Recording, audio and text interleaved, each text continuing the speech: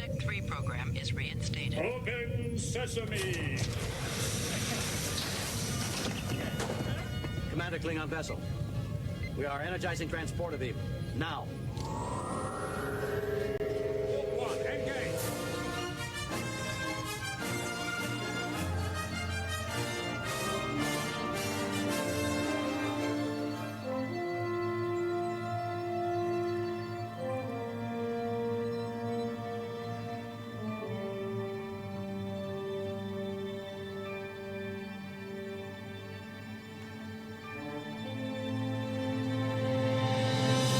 All right, hello, welcome everyone to Star Trek from the Holodeck. This is the Discovery Edition, and I'm your host, Captain Michael Flores. And in the studio today with me, as usual, is Ensign David Sabal. Hello, Dave. How's it going, everybody?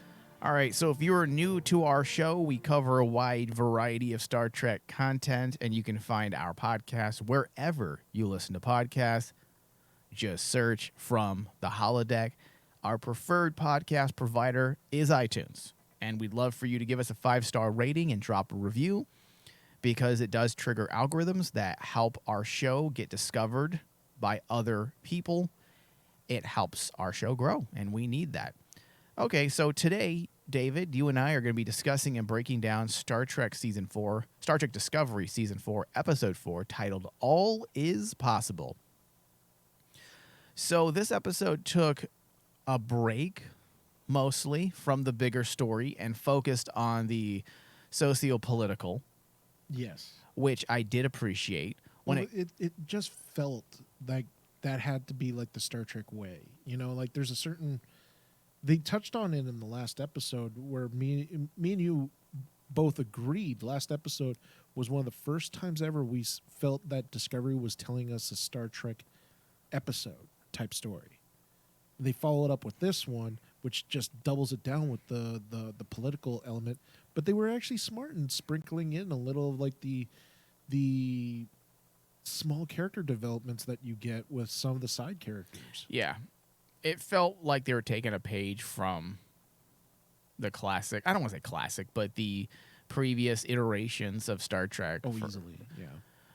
And I did appreciate this little break and the delving into the socio-political, because when it comes to Star Trek, I love when the writers use relevant political discussion in the real world as a means to develop an episode and the subsequent writing of the script.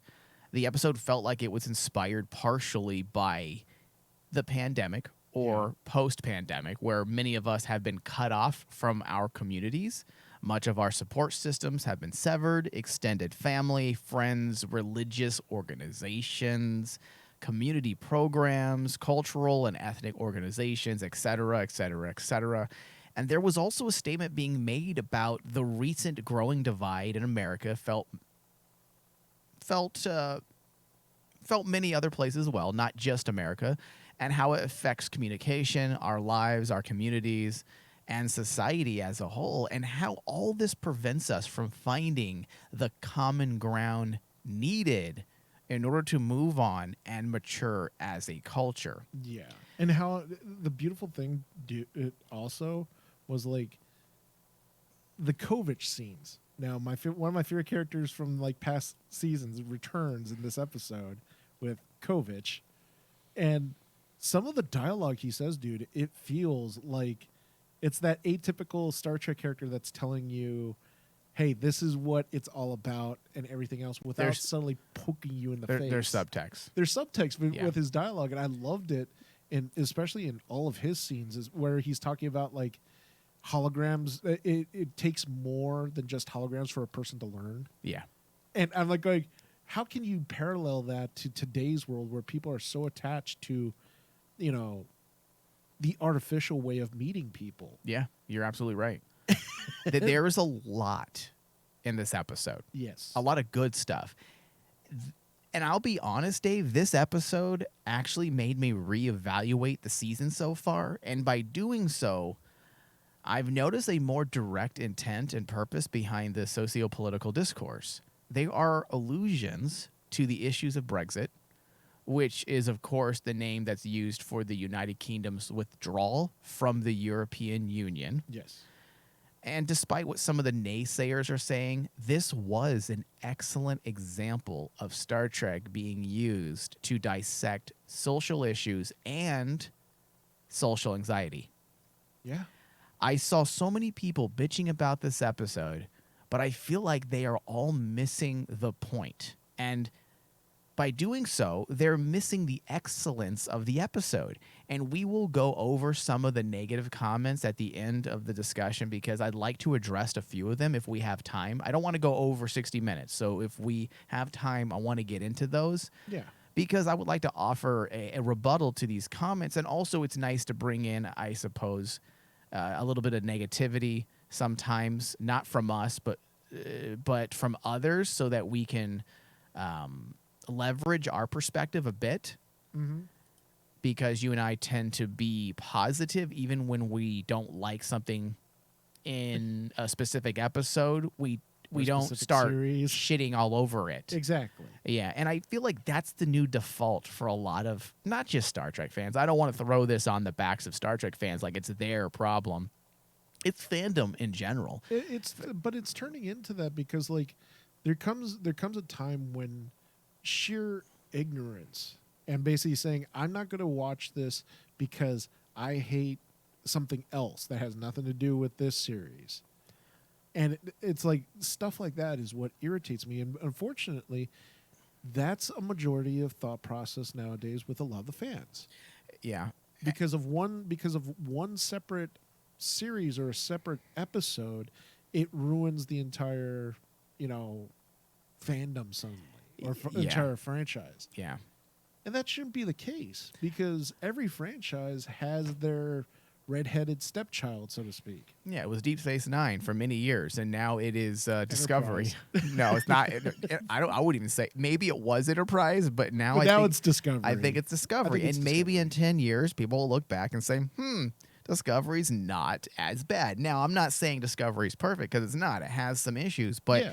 I'm also objective enough to look past some of the issues that I may have as a whole with the show.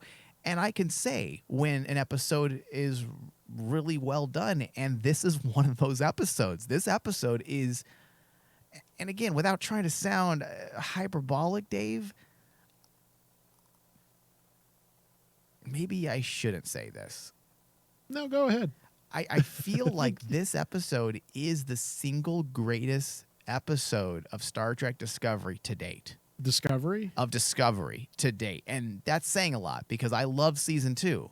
But I feel like when you're just isolating individual episodes and breaking them down based on what they have, on their academic merits. Now, I'm not saying this episode is the best written, but in the way of Star Trek dissection, the way Star Trek writers dissect politics, we have not had an episode of Discovery quite like this. There's a lot of identity politics and there's some soapboxing at times, but nothing like this that is concise. Yes. And not and concise and I don't want to say professionally written, but basically like It's someone that understands politics and the political landscape and knows how to expertly find a way to interweave that relevance into an episode of Discovery. and make it digestible for the audience. Yes. And like when I see this episode, it reminds me of say an issue of Star Trek Year 5 in the early day, the earlier parts of Star Trek Year 5, Which is an IDW comic book Yes. series. and me and you in the past have covered that series and have stated It's very good. it's very good and it's written like a TV show Yeah. and it's written intelligently, Mm-hmm. and I get the vibes of that in this. I would agree. Yeah. Because it's the writing here is so nicely done and it's subtle, it's smooth. If you were to just sit down as a normal average day Joe just watching this, you won't feel like you're getting smacked in the face. You're just going to be watching through it and saying, "Oh, okay, this is cool, and this is cool." But for like people like me and you, who like to dissect things, we can watch this episode multiple times. And I've actually found myself watching this episode more and more and more, and I haven't done that in a while for Discovery. Yeah. Well, Dave, at least you can look past your own opinions, because I know you're not the biggest fan of Kurtzman in general, and I'm more of the one who's willing to look past some of the issues and give Star Trek its props or Discovery when it deserves it. And you're more of a Lower Decks and Prodigy guy. And that's fine. I like both of those as well. But you are willing to look objectively when need be. When need be. And that's the difference between you and some of the fandom trolls, because I don't get the complaints on this episode. I read several comments. They're like, this is the worst episode of Discovery to date. And I'm like going, and I I'm don't like, know, well, I don't see how. One guy wrote, I get it, Brexit. So lazy, who gives a fuck? And I'm like, wait a second. Okay, I'm glad you can pick out the potential inspirations for Brexit. But it's not that they're simply using potential inspirations from Brexit. They are using, yes, those inspirations, but they're showing what happens when you... Let me find the best way of phrasing this.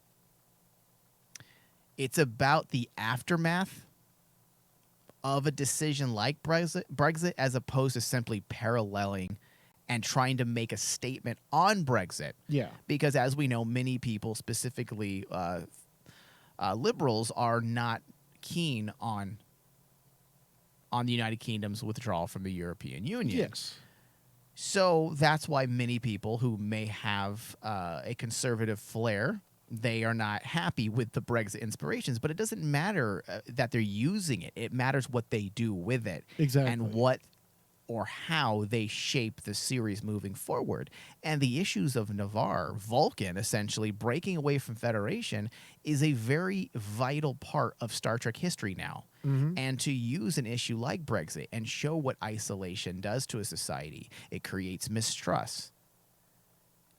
It prevents people from progressing as a civilized culture. Yes. So it's not about the simple, easy, lazy parallels to Brexit. It's about what happens afterwards. Yeah. The aftermath of it, the effects on the culture, the effects on the individual. And these are these are the same people who complain that they want their Star Trek suddenly to have, if Star Trek were to just be an action-packed episode, like action, action, action, they would complain there's not enough subtext and there's not enough narrative play here. I honestly think these people don't even understand that these same types of things were used in Rick Berman's Star Trek. Exactly. This is how Star Trek is. Star Trek episodes have to actually feel like they're telling you something. For example, do you think people would be mad that the introduction of the Cardassians in TNG in many ways was inspired by the fall of communism in Russia and the aftermath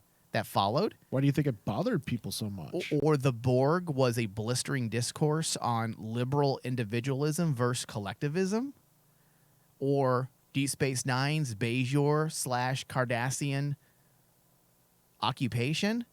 Israel versus Palestine? And do you want to get mad at that then? Because all those things are there. This isn't new. This is Star Trek Discovery being Star Trek and pulling those relevant pages from current developments and using it to shape their story. Yeah, and I guarantee you that if you were to actually get into an argument with someone who's basically making this argument about Discovery, they would not. It's a battle of ignorance because all they see is like, well, it's not my Star Trek. Okay. Well, it's not your Star Trek now, but eventually, if you allow it, it could be your Star Trek. There's moments for everybody. Yeah. So let's officially start sorting through everything. What ultimately helped this episode stand tall was the decision by the writing room to let some time go by, which that's always That's always a good call, in my opinion, especially with a serial, because you're boom, boom, boom chronologically. You don't really have a time to rest. And I'm talking allowing our characters to rest. And when you don't allow them to rest, sometimes your arcs aren't quite arcs, character arcs, when they're written. That's the downfall of serials. But when you allow couple weeks, a month to go by between episodes, even though it is a serial still, you allow a potential reflection or retrospection that we may not be privy to, but we know it happens because we understand human nature. Yeah. And that's why things like that works. You know, letting these issues of the crew, the DMA, the issues of the Navarre Federation membership, it gave us something that serialized television doesn't always do. You know, they allowed time to go by, events, scenarios, without us necessarily being privy to it. Mm-hmm. And the benefits of this is what gave us the scenes with Book and Tilly specifically. Yes. Without that time gap, we'd essentially be dealing with an episode with issues far too similar to the previous episode, because not enough time has changed or has gone by to create any type of retrospection that would create change in Tilly to where she can kind of pinpoint her potential problems when it comes to purpose and Book's emotional state. And that's one of the things that I pulled out of, like, when I looked at the criticism of this episode, and one of the things that people were harping about is like, oh, look, here's Discovery again, constantly harping on the sadness and depression of everything. And they point out Book's story. And I'm like, he lost his family and his planet. Do you really think I know. that I read after that. one I read episode... that, David. I think I read the exact same comment. Do you really think he's going to be all happy-go-lucky suddenly the next episode? Okay, tell me if that's the same comment, because underneath that comment, someone wrote, if Picard cried about being assimilated for 5 episodes after being assimilated, I would have quit watching TNG as well. And I'm like, listen, first off, that is old school television. So certain things that were acceptable then, like Kirk falling in love, and then the love of his life being killed, and then he goes back to his timeline and acts like nothing has changed, even though moments prior he was devastated. Yes. Picard being assimilated, and then like 2 or 3 days later, he's fine. Now, yes, he's fine 2 or 3 episodes later, but that's a part of Picard that was always was a part of him, and then helped future writers shape stories around that. In fact, the series of Picard was based on a lot of those PTSD moments. Or even taking my it further, point is the one that that everyone likes about Picard, First Contact. Yeah. His whole story about the Borg is right there in He First should have Contact. cried only for 5 minutes, Dave. Yeah, he should have cried and for the rest 5 of the minutes. movie should have been this awesome Picard that was completely fun and fancy-free. Funny and fancy-free. Had no psychological issues. And it was like funny because I saw a comment. What era? Do these people want Bewitched television? Yeah. Do you want the simplicity of 1950s television? Because go watch Nick at Night. Yes. Or, wait, TV Land. They're the ones that do it now, right? Go watch TV Land. Modern television is serialized. And because it's serialized, you're going to have people that start off with certain issues, and those issues aren't going to go away in the next episode because it's called serialized television. If you don't like modern television, which has now been a thing for close to 15 years, go watch reruns of CSI from the 90s, okay? Like, do I agree that basically there are moments when Discovery does kind of go too much into the drama? Sure. That can't be argued. That can't be argued. It does. We've said as much. But when it comes to certain narratives, they have to stick to their guns. Yeah. And I'm sorry, a man who just lost his entire, not just family, Book should be fucking. his home planet, everything about him. Listen, it's not- everything about his culture. Is nothing a little sex couldn't fix, right? Right, I don't trolls? think. Right, I trolls? don't know. I don't know. Maybe Burnham's not. Listen, that good I know in the what I would sack. do if my planet died. If my planet blew up, I'd be fucking. Well, right, remember, right afterwards. Remember, Spock wanted to actually do that when Vulcan got destroyed in the J.J. Abrams movies. That's because he's awesome. Because he had to repopulate the Vulcan civilization. But like, Come here, Uhura. for Book, it's like, yeah, he's still gonna be like that. That's called honest to God depression. Yes. See, listen, maintaining someone's emotional story arc is different than continually falling into the melodramatic. Yeah. And I am not against melodrama. Melodrama is what most TV is governed by today. It's a genre of television and film that used to be a feminine gender, feminine gender is. It used to be considered a female genre. I want to say in the 50s and 60s. It has evolved and become something entirely different. It's used for a lot of television, especially in this serialized era. And when people listen, if you don't like that, that's fine. That's fine. But don't throw that on Discovery, because Discovery is just writing TV how TV is written today. You can't expect them to write how TNG was written. And by the way, all you trolls out there who are shitting on Discovery and you're saying you can't wait to Strange New Worlds because it's going to be episodic. Yes, you're right. It is episodic, meaning there's not going to be a giant connected myth arc, but there is going to be emotional continuity. Exactly. That's exactly what the showrunner said. The showrunner said, we're not going to be serialized in the sense that every episode needs to be connected to the next. But when it comes to emotion, things that happen in one episode will matter emotionally to our characters in the next, because that's more real life. That's grounded in reality. That's how life is. And it's funny now because like a lot of people automatically jump to, well, I just want to watch an escape. I don't want realism. I'm like going, okay. Then watch anything directed by Justin Lin, okay? Exactly. Or Michael Bay. Go watch Transformers. You don't Those have are to fun watch movies. Discovery then. Just watch something else that is Star Trek that makes you happy. Yeah, just quit watching it. It's not your thing. It's not going to change. This is modern television. I'm sorry if you don't like it. Go watch WKRP in Cincinnati. I don't know.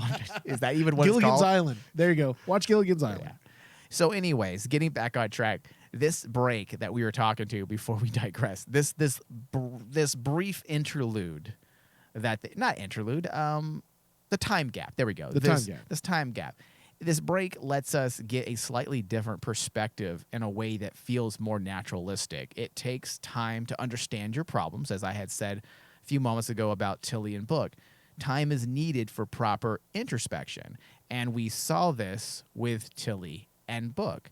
Tilly specifically, her trajectory, meaning where she'll be by the end of the season, has changed completely. Her desires have changed. Her experience on board the Discovery and the recent universe-splitting events has caused her to look inward and question her purpose and intent. What does she want to do with her life? Yes. I like this bit because in real life, similar situations cause many people to reflect and reevaluate. When big life-changing aspects disrupt our life, what do? Do we continue on as if nothing happened? No. Most people, the wise person, will sit and reflect.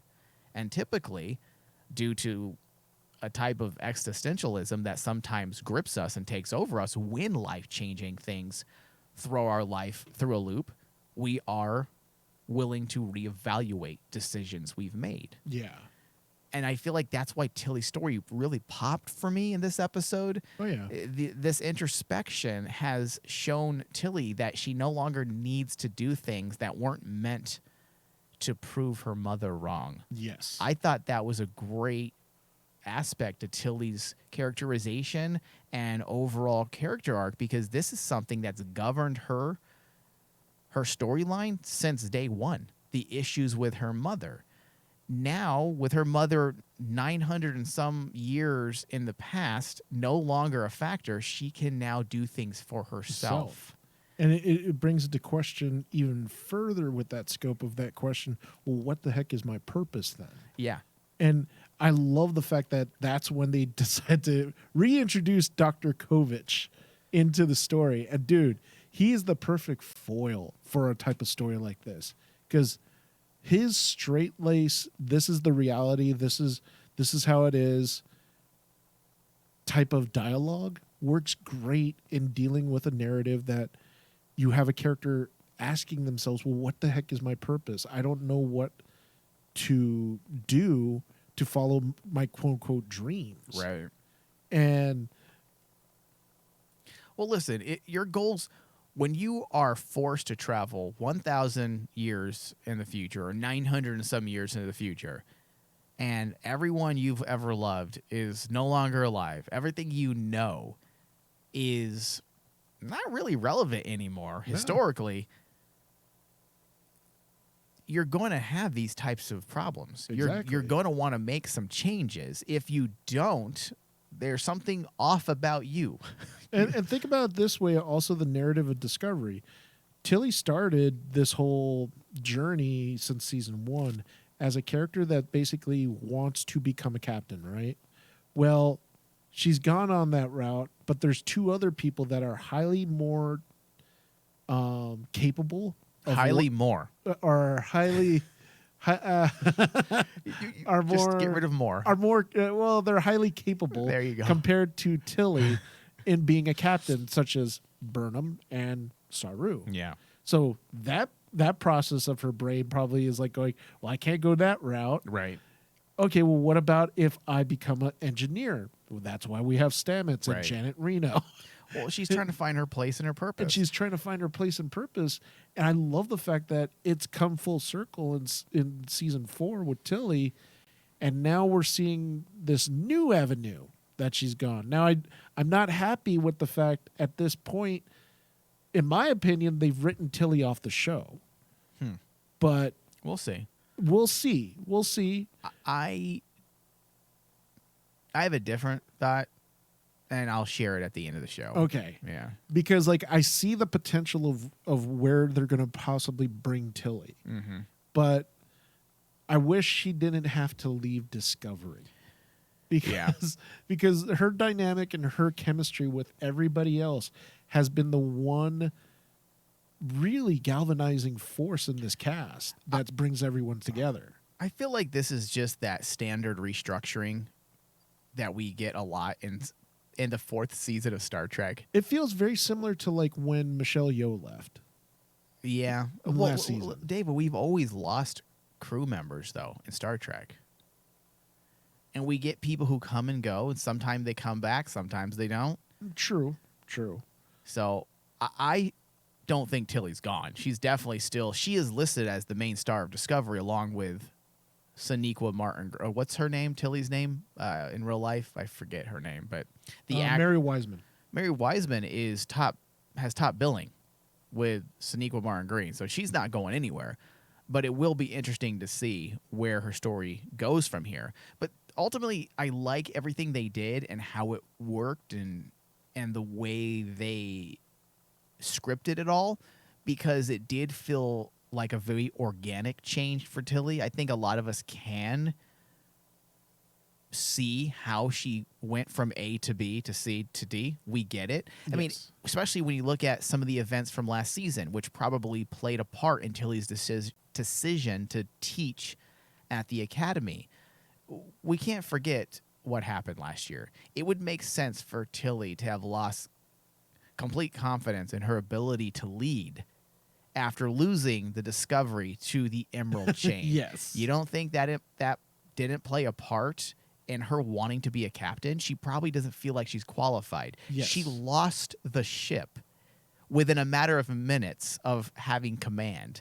This was another reason why I liked what they did with her in this episode. By pairing her up with the cadets, it gave her a chance at redemption, as well as brought her purpose into focus. Yeah. Because Tilly's scenes were dual purpose. Not only did it move her story forward, but it gave the writers an in to make a statement on, once again, current social political landscapes, or our social political landscape. By using the cadets as they did, the writers made an observation on the heightened political environment we've been living in over the last several years and the dangers of holding on to parochial views of others that are different from ourselves. Yes. The idea that Starfleet and the Federation must refrain or retrain their officers to not view each other as others or Yes. to subscribe to the notions of in group versus out group.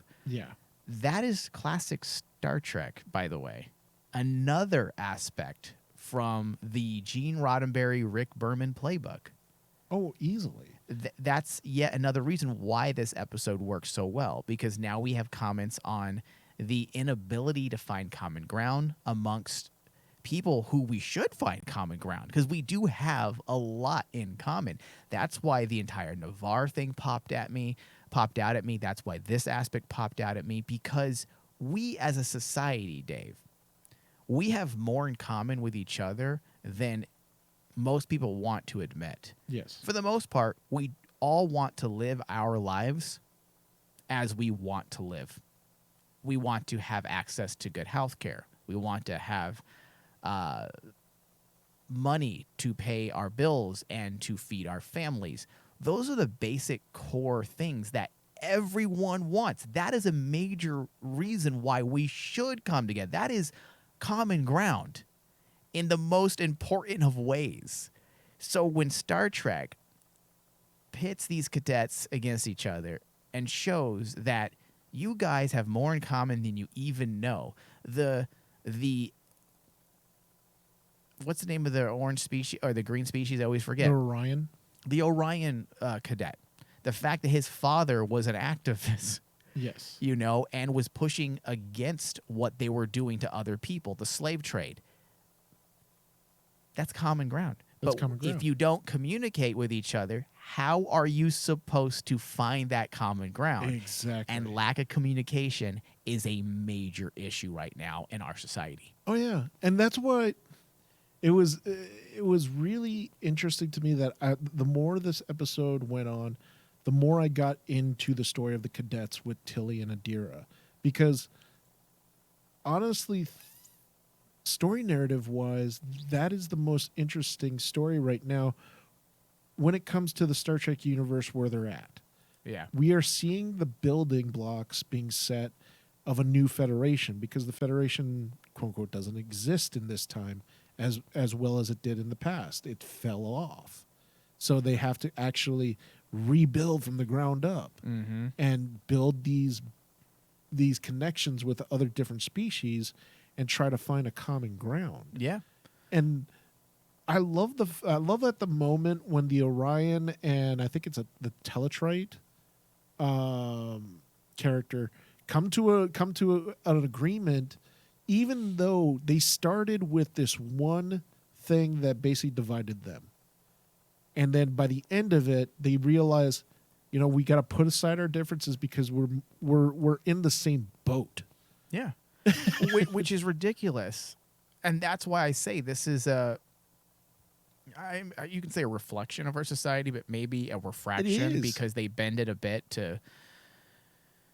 But either way, it's a matter of semantics, I guess. But this is why this episode, Dave, is so politically and socially relevant because, as I said, the biggest problem that many face currently in the United States is the lack of meaningful and purposeful discourse, communication. Yeah. And this has created a cultural gap that has hindered mutual understanding and relations, which is closely connected to what Tilly said to the cadets about finding common ground. Common ground. You must communicate, I believe is her words. You must communicate to find common ground.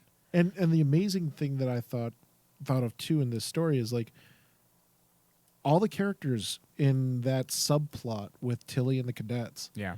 That whole group is disconnected. Even Tilly. Well, Tilly is trying to find herself. Who was the human girl that said, I believe it was the human girl, right? That said she's never even seen another Yes, alien. she hasn't seen another That is a alien. big deal. That's a big deal. And like throwing in Adira too, who is also a very confused individual at this point because she's trying to find her own purpose. Yeah. She was just given the one purpose in her life was to bring back Gray. She's got it. And then now what? What has she got now? Well, now she doesn't know. Break up with Gray. Break up with Gray. No. now Don't that- follow in the footsteps of Stamets, please. Now that you're back, you know what? I don't want you. Get the fuck out of here. You just want, Gray and Colbert to basically dump their loved ones, don't you? Yes, because I don't dislike Gray. I don't really connect with the character yet because I don't think there's been a lot given to the character. Whereas I like Adira. I actually consider myself an Adira fan. I think she has a meaningful purpose in the show. Whereas Gray's purpose is like, what? What is your What fucking is your purpose now? other than to make a statement on the new perspectives of what a family unit Is. should be, as opposed to the classical conservative outlook on the nuclear family. That's what they were trying to do last season, and it felt so fucking flimsy. It fell flat. Dude, so it was bad. so flimsy. This is my family. You don't know them. You go out the airlock now. If I was Colbert, I'd be like, dude, you are emotionally damaged, son. Like, what is wrong? This is not your family. I'm your family. You don't know them. I don't want these little shits being my responsibility. See, Stamets is lucky that you're not Colbert, Yeah. because you would just basically like be slapping him constantly. Dude, if I was Colbert and dating Stamets, I'd be like, dude, this is gonna mess into our sex time, okay? Having these little whippersnappers running around. What are you, wanna, crazy? I don't want to claim orphans. Put them in a holodeck program like Sakal and call it a day.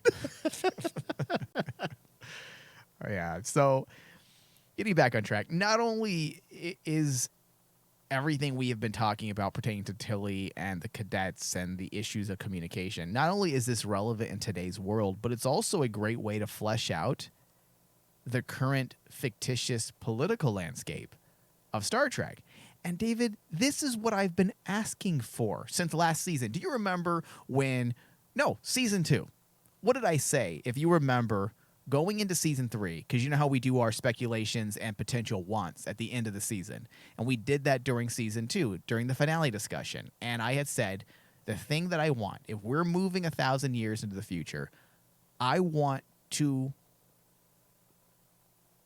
relearn. Is that the right way to say that? I want to relearn about the Federation. What is it like 1,000 years into the future? Yeah. And in season 3, they didn't really get into it. They said, we have been isolated, we've been disconnected, but that's about it. We don't really know anything about Cardassia, the Klingons. It was a very broad look. Yes, at the universe. we don't know really how everything works together. So when we have something like this in an episode, how much did we learn in this episode? Think about it. We learned about the Bajoran human Cardassian peace that we had speculated on because the president. Yeah. We learned through the cadets that these people were way more disconnected and isolated than we had originally thought. Oh, yeah. The fact that a human had never seen another species is bizarre when you think about the Rick Berman and Gene Roddenberry era of Star Exactly. Trek, where seeing another species is not even a big deal. It's like, oh, especially when you go to Earth, it's very likely you're going to see all types of members from Federation planets. And you also got to remember that we also learned one of the mysteries to me is like when Saru brings up the fact that it took many years for the Baul and the Kelpians to actually coexist, and now they're like they found a way to coexist. They found but common ground. They found common ground, Yep. but it took years. Yeah. It took a long time for them to get to that point. Yep. And everything in this episode just flowed really nicely into each other thematically. All of it worked. Okay, so on that note, Dave, let's move into Navarre rejoining the Federation, which was definitely a big moment and a highlight. This was an intriguing look into the internal politics of Star Trek as well. Sometimes the notions of politics can come off as abstract. How do you make an ideological perspective concrete and tangible? Well, you attempt to draw parallels to issues within the real world. And in the case of Star Trek, they've also got to make sense within the world of Star Trek. These issues were closely associated with the issues dissected via Tilly and the cadets. As I had mentioned earlier on, the Brexit issues in the UK was definitely a source of inspiration, and a suitable one at that. I mean, we are currently very distrustful of each other, politicians like never before. So these elements designed to create this scenario is timely. The fact that the people of Navarre are suspicious of the politicians of the Federation. But despite, political discourse, what else can be derived from this? We get components of classical liberalism being used to create this buffer. Burnham's suggestions to create an independent committee to conduct reviews of all member worlds is partially an idea from John Stuart Mill's thoughts on liberty, which John Stuart Mill was a renowned philosopher, where he offers various ways to protect individuals from overreaching political powers. Yeah. And this is one of them. It's basic government education that we're getting here, because it's like, there's a reason why we as a nation created Congress. We created the Senate. We created protocols of why so it doesn't just fall on one individual. Mm-hmm. It has to go through committees. It has to go. And yes, nowadays that becomes a parody nowadays, because people look at it and says, oh, look how messy the judicial system is, and look how messy our political system is. Bureaucracy gets in the way Bureaucracy sometimes, gets in the way sometimes. Yes. But there's a reason why it was placed here. And I thought that was a very smart way of actually just showing that there's a reason why we put bureaucracy in positions. It's so that everyone can find a common ground. Yeah. Sometimes you need the talking. It does get in the way. It clutters things. But yeah. So I like that. I thought the moment she suggested that, I'm like, that's from John Stuart Mill's thoughts on liberty. Yes, it is. Ways to protect yourself from overreaching governments. And think about it. I mean, John Stuart Mill's, I remember studying that the thought process of how the government works in college about that, and it came down to a simple thought process. You do not want just two parties looking at each other, yelling at each other back and forth. No, you do this, you do this. You need that third party to basically say, hey, compromise. Here it is. And that's why we have the system that we do. Yeah. And it's so telling nowadays, especially when you look at our political landscape now, how basically you're either on one side and the other. Everyone keeps saying we need to find an equal footing, but no one's really becoming that third person, you notice. Mm-hmm. It's either I'm standing on the left or I'm standing on the right. We're being governed by extremes. Exactly. Yeah. And that's not how government should work. Yeah. Dave, again, another reason why this episode was good. Exactly. Now, this whole idea of needing a buffer can create some issues as a Star Trek fan, because we like to believe that the Federation is trusting. This is utopia.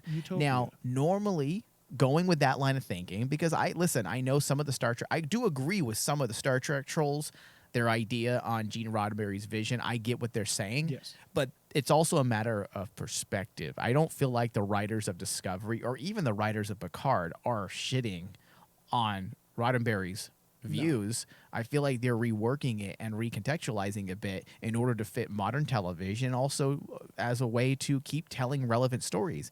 Now, normally I would be against this notion for Star Trek, the idea that you need a buffer, an independent committee, because the Federation can't be trusted. Normally, I would be a little miffed by that, because the Federation is supposed to be God, supposed to be the epitome of the evolution of human society. And we know Roddenberry's view on his utopian vision for Star Trek. We all understand that.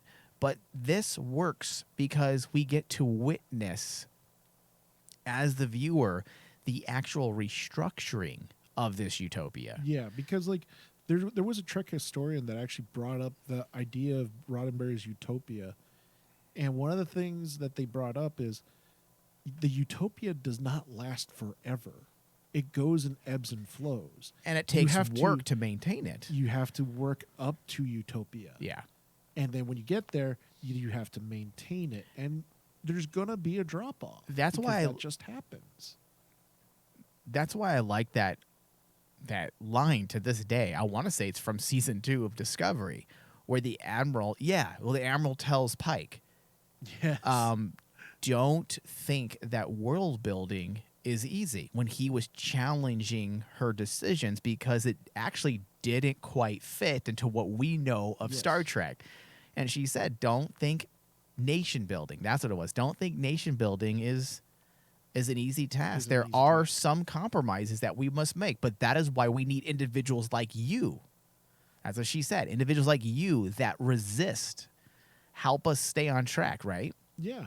And that's what I like about, that's what, I remember me and you talking about it, that was the first time that I could feel that Discovery was doing some serious storytelling, Star Trek storytelling, Mhm. because you're challenging the idea of Gene Roddenberry's utopia. Yes, David, and you're exactly right. In order to prove an ideology or a political outlook, it must be challenged. If no one challenges you, then it cannot be proven as factual. Exactly. You have to be challenged. And that's, I keep saying this.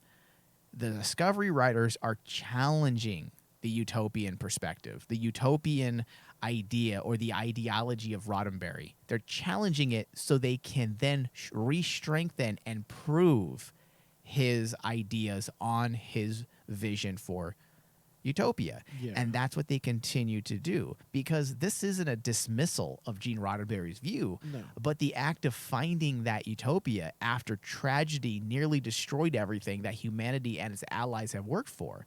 This highlights the resilience of modern man. I don't think it destroys Roddenberry's vision for modern humankind. If anything, it strengthens their resilience. There was a dark period where communication wasn't possible. The maintaining of Federation principles were not possible because the world had been fragmented Yes.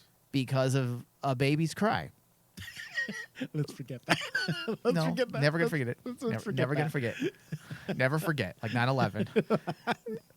Because the baby's cry fragmented the universe, essentially. Oh, God, the way you say it. I do it on purpose, Dave. I will never stop saying it. Now I lost my train of thought. Oh, the fragmented governments or the fragmented federation. Of course, there's going to be challenges. Of course, there's going to be fear. And what does fear do? Fear drives up prejudices. Yes. Fear drives up the want or desire for xenophobic tendencies. It's what happens. The entire universe was destroyed, essentially.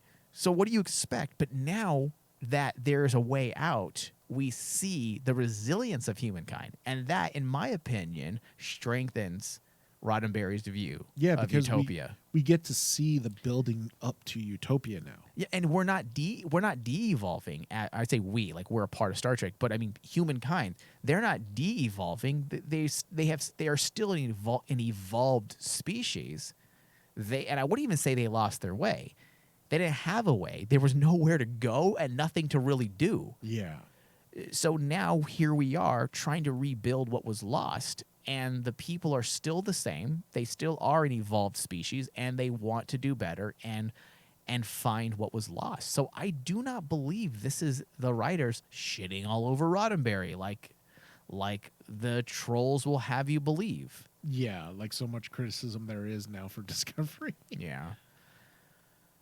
I loved it. I do think the episode was really good. Now, David, we do got to talk about holographic furniture. I may need to form an apology because I was waiting for this one. now we have been making fun ever Yes. since we saw Burnham and Saru seemingly walk through furniture in her holographic bedroom or her holodeck bedroom, right? Yes. We were making fun of that. Like, well, just because a hologram or a holodeck is suddenly activated in your home, it doesn't make the furniture disappear. But then, David, I don't know if you noticed this, but the Navarre president had holographic furniture. Yeah, she did. I'm like, okay, well, here we are. I may have been wrong. And listen, I can admit when I'm wrong, but I will also say Discovery has not shown us holographic furniture It hasn't. in my justification, in my defense, I should say. But perhaps their rooms are filled with holographic furniture because the Navarre president, when Saru walked in to have his tea, she produced a holographic seat for him. Yes. So we will find out soon enough, I'm sure, because if this is a thing, then it's only a matter of time before we see Burnham do something or someone else in their room bring a chair. I'm beginning to think that Everything's a hologram. I don't think it's holograms. I think Admiral Vance is a hologram. I think we're going to find out. We're going to find out. According to the Discovery writers, everything's a fucking hologram. No. I think Kovich might be a hologram. Kovich is not human, dude. The way he talks. I fucking love him. No. But like They got to do something good with him. I honestly think now seeing like how furniture and materials are in the future, I think it's less a hologram. It's more a take on the replicator technology. Because like Expand on that. the way that basically we saw it in TNG, every time they go to food replicators, what happens? Material, the replicator will literally make the material out of nothing. Right? So, but that's using that's a protein sequencer. Is that what they call it? Yeah. Essentially, yeah. And it's always been regulated to like a shelf space. Right. That's why they can make their uniforms, and we found that out on Discovery. Right. Back then, that's how they make their uniforms. It's through the replicators. Now here, I'm more or less thinking that they must have. It's not holograms, but it's a replicator technology now. And it's not far-fetched, honestly, because like 1,000 years in the future, But would it be could the replicator technology leave that little shelf and suddenly you put it inside a gigantic space? The shelf just becomes bigger at that point. Yes, I can see your point. However, at one point, if you keep replicating furniture, you would have too much furniture. You'd have too much furniture. Yeah. So Do you think they replicate condoms? Like, Saru goes visit the Navarre president. He's all computer. well, remember when we saw it in Lower Decks One about condom. cleaning the holodeck That's right. area, and they pull out a gigantic, steaming green tube. Give me a condom, Earl Grey. Make it flavored. Flavored for her pleasure. Flavored for or him. I'm not biased. Well, listen, I like the ladies, but I'm just saying in general. I'm playing a part here, character. So stupid. Okay, so David, anything else we need to cover? Because I think we pretty much hit it all. That's why I like this episode, because there's a lot to talk about, and yet we really zipped through it because it's so concise and well written that everything is there. Everything feeds right into the next. Everything as a Star Trek fan that you need as a Star Trek fan is in this episode. Yeah.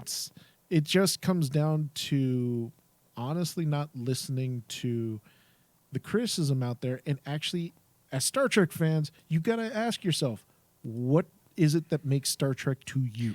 Yeah. Okay, Dave. So we are running out of time. We have about 3 minutes. So let me briefly get into some comments here. Okay. I'm going to go to the comment section on IMDb because that's always great. Okay, do you know what the average rating is for this episode in IMDb? I'm going to say... Don't look, just guess. I'm going to say a 6. It's 4.9. Really? No. That makes no sense. No. That's basically 50%. Yeah, no. It's not a 50% episode. Not even. Listen, let's say they were trying their hard. Let's say these trolls were trying their hardest to be objective. At least a 6. If you just don't like Discovery because it's not your thing, and you refuse to look deeper into the episode and what it's saying, and you refuse to look for its academic merits, then okay, a 6, maybe a 7, but a 4.9. Yeah, no. That is just being a dick. It because is. that is completely subjective. All right, so let me read some of these. All is possible. So long, cadet. We hardly knew you. If you thought Tilly taking command Discovery was laughable, now she's training cadets in team building. That comment right there shows you that they missed the entire point of the episode when it comes to Tilly, which was about redeeming her from failing as a captain. And the fact that she no longer wants to be a captain shows that she has also lost her confidence as well. And this was that moment that she needed to regain her confidence and give her a clearer idea, a more clear idea of what she wants to do with her career. The next one, Trash Trek. This show is being trashed because it sucks. That's very academic and intellectual. Thank you for your thought. Yeah. It has nothing to do with the actors on the show. It has everything to do with the writing and directing. I fucking disagree, man. Fuck. One positive comment, and it's just another great episode. That's all they wrote. Yeah. Let me find the comments I found earlier in the week, because those ones were fucking brutal. No, the one thing that I crack up at is I'm looking at it now. It is not the same as TNG. Of course, Give it a it's 1 not. out of 10. Of course, the acting it's is not. more like a CW show than classic Star Trek. Okay, you ready for this one? This is What? their review. Horrible. Tilly is the least physically fit among the members who landed on that moon. You fat shaming bastards. She leads and even helps them climb the ridge. Preposterous.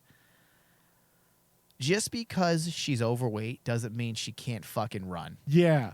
You fat shaming bastard. Where's that Wait, one? I'm going. I don't even want to say she's overweight. That sounds mean. Just because she's carrying a little bit of extra weight doesn't mean she doesn't have a great cardiovascular. In fact, I work out at the gym all the time, and I know plenty of people who have a little bit of extra weight on them who fucking can run laps around me. And I'm pretty physically fit. Glad I'm not alone. I thought it was just me feeling the fading storyline. Fading storyline? Are these people not... do you think these people are like kind of mentally checked out because they're just worn out? I think can they... so. The fading storyline? We're 4 episodes in, and the storyline is actually enthralling. But as I make a second attempt at completing season 4, episode 4, I'm focusing more on the plethora of like-minded reviews.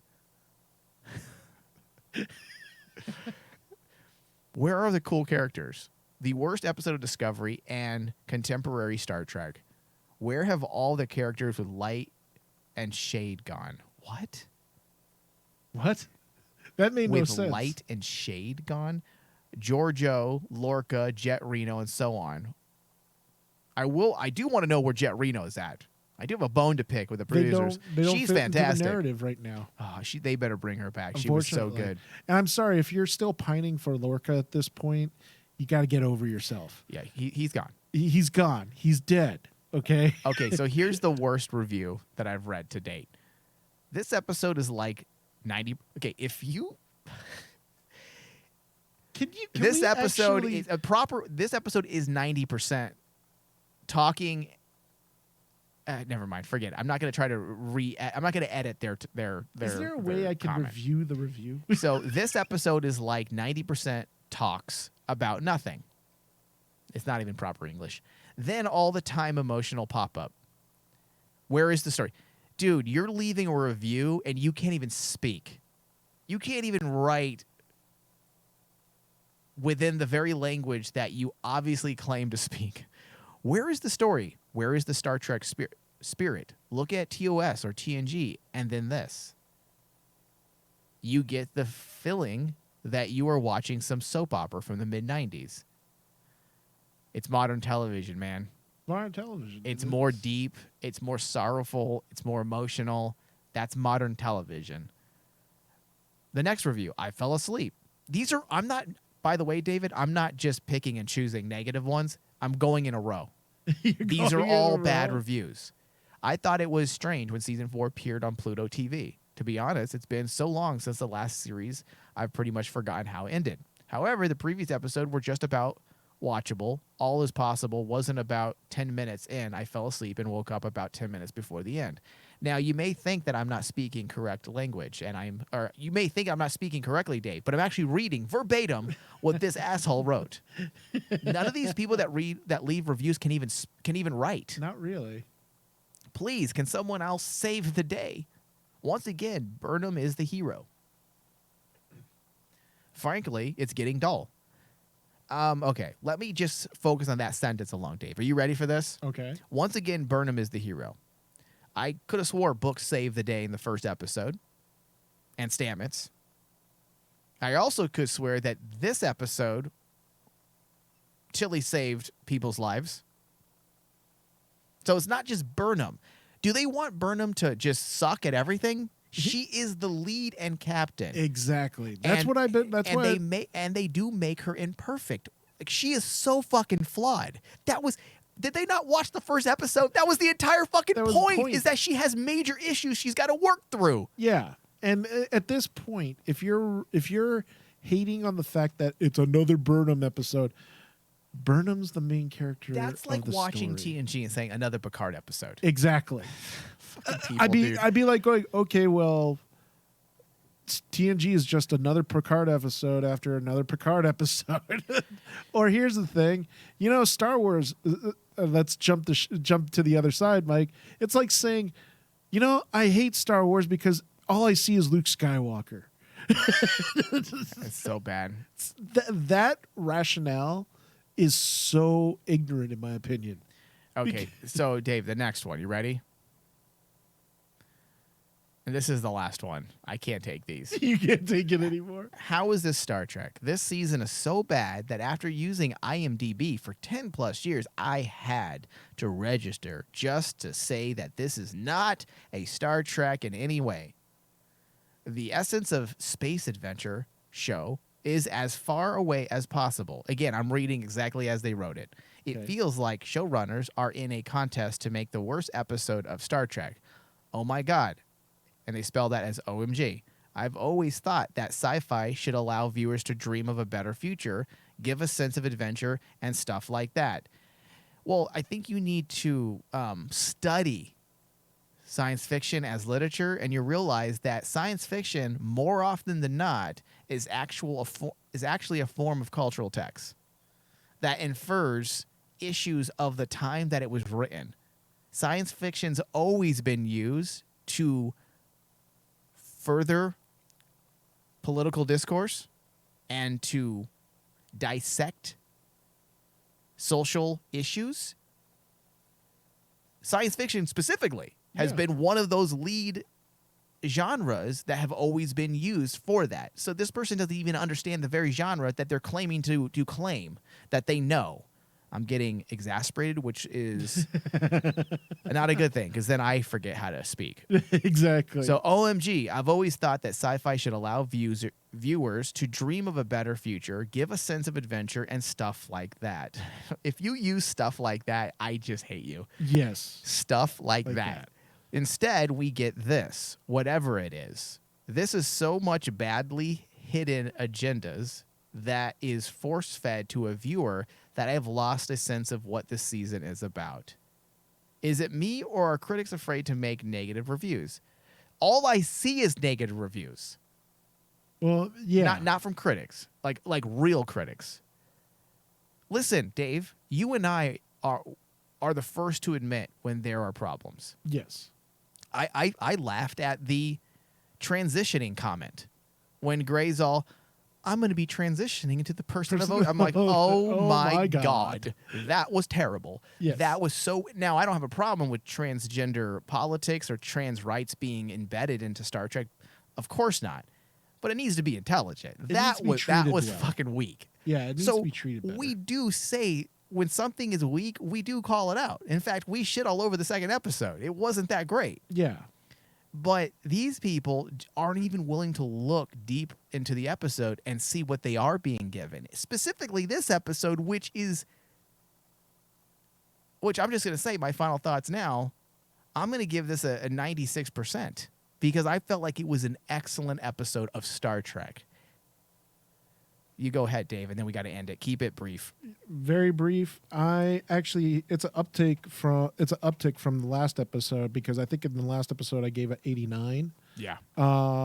This episode I gave it 92. It's a steady uptick going up, because this episode truly felt like a episode of Star Trek. And that's all I really want. I Pretty much. just want to feel like I